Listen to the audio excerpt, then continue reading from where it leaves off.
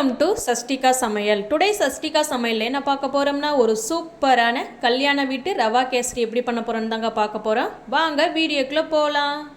இப்போது ஒரு கடாயில் கொஞ்சமாக நெய் சேர்த்துக்கலாம். நெய் சூடானதும் இது கூட முந்திரி திராட்சை ஆட் பண்ணி நல்லா வறுத்து எடுத்துக்கலாம்.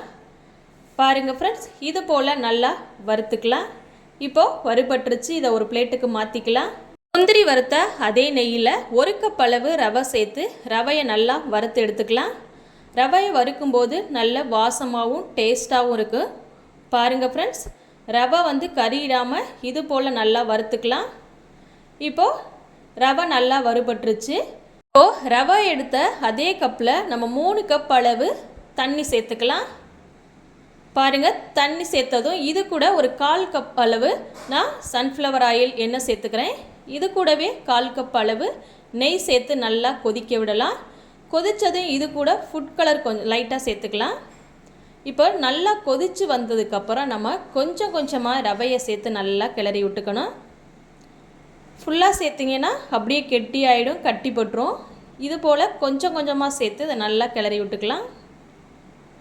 பாருங்கள் ஃப்ரெண்ட்ஸ், இது போல் நல்லா கிளறிக்கங்க. கட்டிகள் இருந்தால் உடச்சி விட்டு நல்லா கிளறிக்கங்க ஃப்ரெண்ட்ஸ். பாருங்கள், இது போல் நல்லா கிளறி விட்டுக்கோங்க. தண்ணியிலே ரவை வெந்து வரணும். பாருங்கள், நல்லா வெந்து வந்துருச்சு. இப்போ நம்ம சர்க்கரை சேர்த்துக்கலாம். நம்ம 1 கப் அளவு ரவைக்கு நம்ம 1.5 கப் அளவு சர்க்கரை சேர்த்துக்கலாம். நீங்கள் இனிப்பு அதிகமாக சேர்த்துக்குவீங்கன்னா அதுக்கு தேவைக்கேற்ப சேர்த்துக்கங்களா. இப்போது சர்க்கரை சேர்த்து விட்டு நல்லா கிளறி விட்டுக்கோங்க. சர்க்கரை லைட்டாக தண்ணி விட்டு வரும், அதை நல்லா கிளறி விட்டுக்கலாம். இப்போ இது கூட நம்ம கொஞ்சமாக நெய் சேர்த்து நல்லா கிளறி விட்டுக்கலாம். பாருங்கள் ஃப்ரெண்ட்ஸ், இப்போ இது கூட நான் தட்டி வச்சுருக்கிற ஒரு 3 ஏலக்காய் சேர்த்து நல்லா கிளறி விட்டுக்கிறேன். இப்போ இதை நல்லா கிளறினதும் நம்ம வறுத்து எடுத்து வச்சுருக்கிற முந்திரி திராட்சை ஆட் பண்ணி நல்லா கிளறி விட்டுக்கலாம்.